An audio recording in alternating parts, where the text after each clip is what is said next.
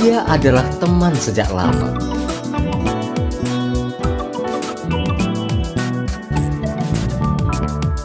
Dia adalah teman sejak lama, ramah, selalu hangat menyapa. Ramah, selalu hangat menyapa. Itulah yang mengawetkan persahabatan dan persaudaraan. Memantapkan langkah bersama, merayakan prestasi demi prestasi, hangat saat kisah dibagi. Kopi Purbakala, mantapnya bersaudara. Kopi Purbakala, mantapnya bersaudara. Para sedulur, hari ini kita Balai Budaya Rejosari kedatangan tamu rekan-rekan dari Juwana dan kota-kota sekitarnya. Ada 100 berapa, Mbak? 110. 110. 11 personil. 11 personil. Kita ingin melihat apa yang akan ibu-ibu dan mbak-mbak lakukan. Cuman sebelum ke sana, kita punya topik tayangan kali ini adalah yoga. Saya menekuni yoga kurang lebih masih baru 5 tahun. Wah. Baru 5 tahun ya. Masih banyak kekurangan, masih harus banyak belajar. Oke, dulu saya mengikuti teacher training yoga dari Ibu Sari Sukiman, Yogyakarta. Kemudian saya merasakan banyak manfaat yoga, terutama untuk kaum perempuan mungkin ya sama remaja putri. Saya salurkan dan alhamdulillah peminatnya lumayan semakin bertambah lah, ada peningkatan. Punya yoga. Grup atau sanggar sendiri? Iya. Apa namanya kalau boleh? Saya sendiri Dynamic Studio. Ya. Mbak Yanti, saya pengen, karena saya awam sekali tentang yoga.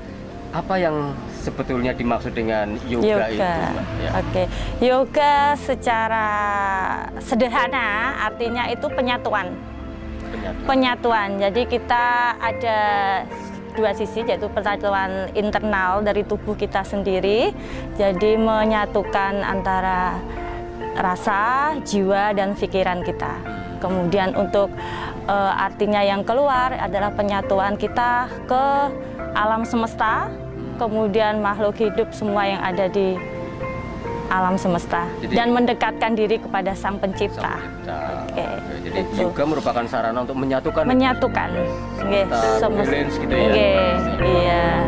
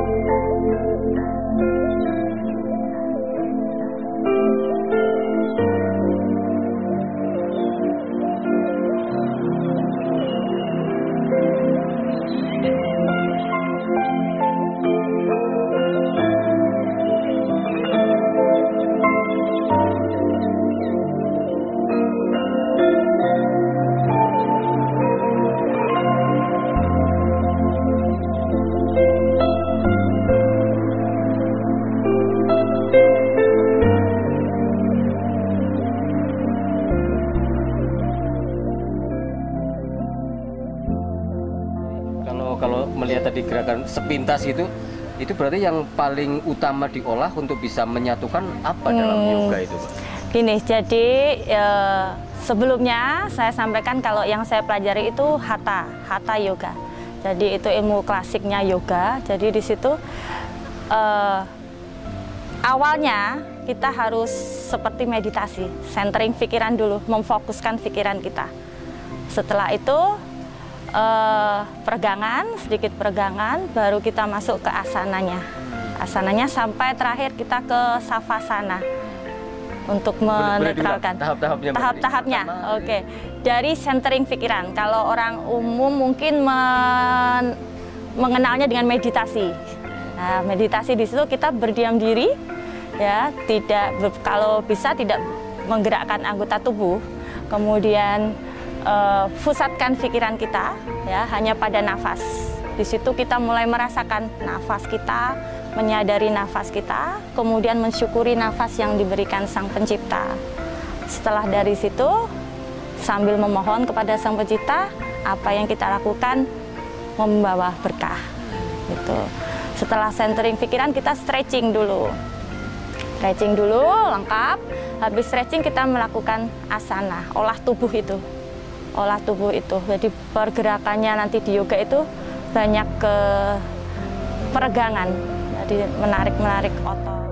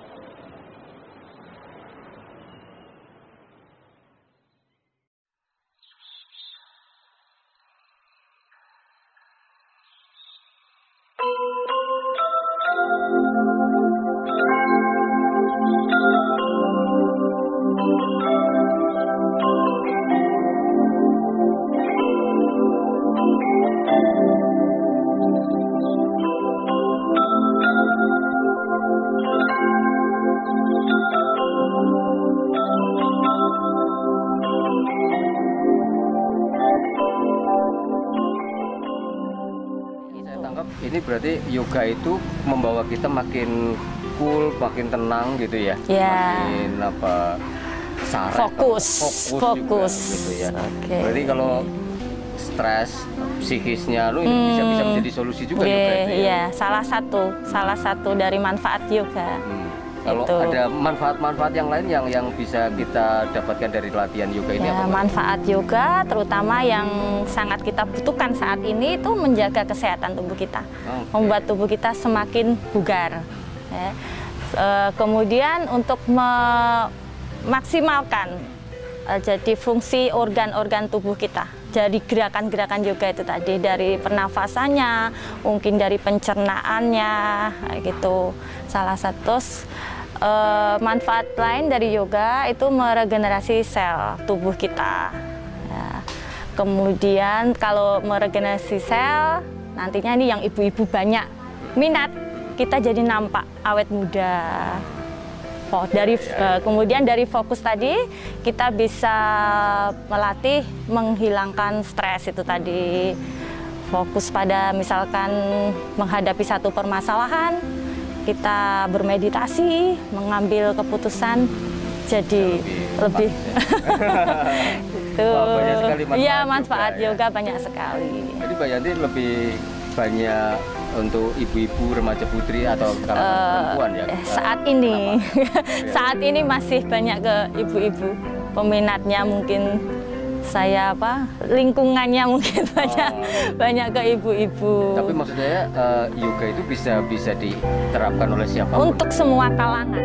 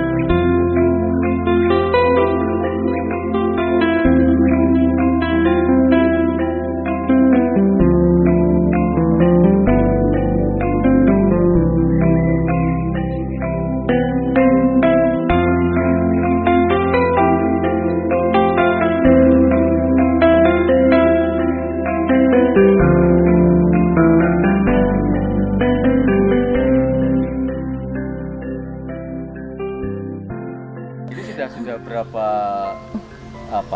latihan bersama Mbak Yanti?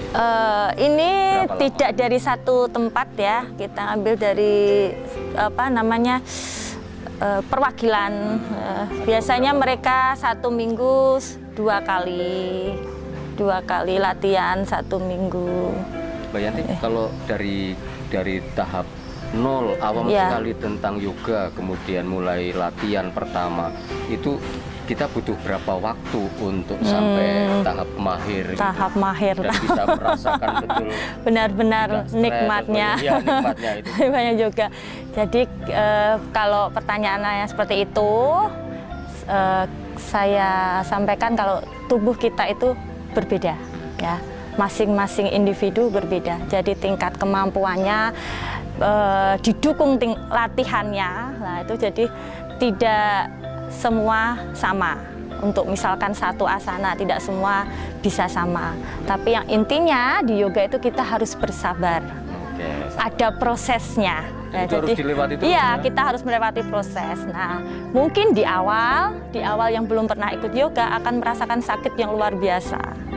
Itu satu sakit yang luar biasa, kemudian sampai ada yang mutah karena mendetoks tubuh, ya pusing seperti itu. Tetapi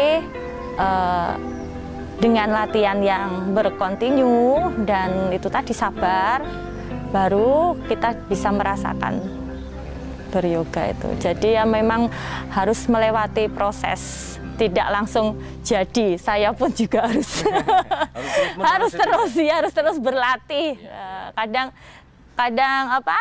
ada beberapa anggota saya tuh yang bisa, misalnya, Mbak, saya sudah bisa mencapai ini, oh hebat karena latihan terus kayak gitu. Jadi tidak sama antara satu dengan yang lainnya.